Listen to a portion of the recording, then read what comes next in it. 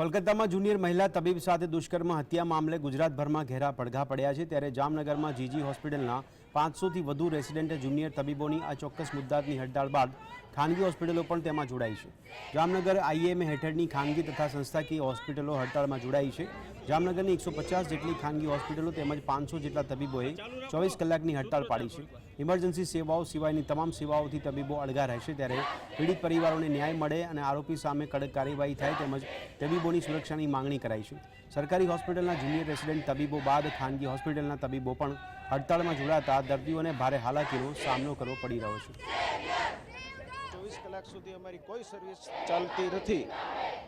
કલકત્તામાં થયેલો આ બનાવ એકદમ ઘૃણાપાત્ર છે અને આ બનાવ બાદ પણ ફરીથી બીજા દિવસે જ 5 થી 7,000 માણસોનું ટોળું ત્યાં આવી એટેક કરી હોસ્પિટલને રેન્સમ કરી નાખ્યું તો ખૂબ જ ખરાબ પગલું છે।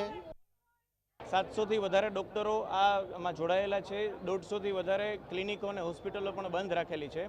આજ રોજ સવારે અમારી ભાવના રૂપે નારાબાજી કરેલી છે અને અત્યારે કલેક્ટર ઓફિસને જઈ અને આવેદનપત્ર બાઇક રેલી કરી અને કલેક્ટર ઓફિસે આવેદનપત્ર આપશું।